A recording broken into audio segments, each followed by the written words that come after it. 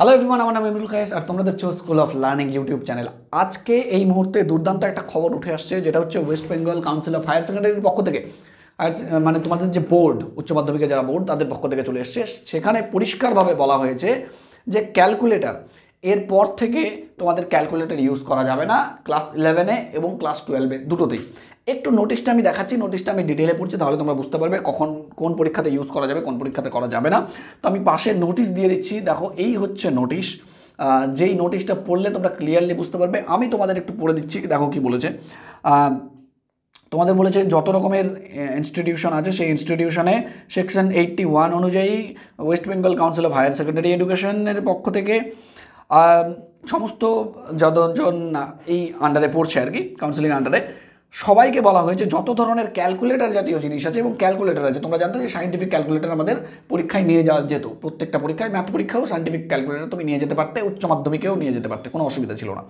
কিন্তু এই সেমিস্টার সিস্টেমের জন্য সেমিস্টার 1 টু সেমিস্টার 4-এর মধ্যে যারা যারা পড়বে, প্র্যাকটিক্যাল এবং থিওরি কোনো পরীক্ষাতেই কিন্তু ক্যালকুলেটর ইউজ থাকবে না। তো আমি মোটামুটি জাস্ট এটা তোমরা পড়ে নেবে, এই যে স্ক্রিনশটটা আছে পজ করে পড়ে নিতে পারবে, অথবা তোমরা যদি ইসের তোমাদের যে বোর্ড আছে সেই বোর্ডের যদি ওয়েবসাইটে যাও, সেই ওয়েবসাইটে দেখতেই পারবে। কিন্তু এর যে জিস্ট সেটা আমি বলে দিই। সেটা হচ্ছে বর্তমানে যারা 2025-এ, দেখো যারা 2025-এ উচ্চ মাধ্যমিক পরীক্ষা দিচ্ছ, মানে এখন যারা ডেসক্রিপটিভ ফর্মে লং ফর্ম্যাটে পড়ছো, তাদের জন্য কোনো অসুবিধা নেই, ওরা ক্যালকুলেটর নিয়ে যেতে পারবে। বাট যখনই তুমি সেমিস্টার সিস্টেমের আন্ডারে পড়ে গেলে, যখন এই যে কিছুদিন পর পরীক্ষা আছে তোমাদের সেমিস্টার 1, সেটা হচ্ছে তোমাদের ক্লাস 11 যে সেমিস্টার 1 আছে, যেহেতু ওটা এমসিকিউ ফর্ম্যাটে আছে, সেহেতু তোমাদের ওই ক্যালকুলেটার ইউজ করা যাবে। তো সেই সমস্ত স্টুডেন্টদের জন্য খুব প্রবলেম হয়ে গেলো যারা ভাবছিলে যে এমসিকিউর কিছু কিছু ক্যালকুলেটার দিয়ে করে ফেলবে। কারণ ধরো ত্রিকোণমিতির যে প্রবলেমগুলো আছে, বেশ কিছু ত্রিকোণমিতির প্রবলেম ক্যালকুলেটার দিয়ে করা যেত, বা আরও বেশ কিছু প্রবলেম আছে যেগুলো করা যেত, সেই ক্ষেত্রে কিন্তু করা যাবে না।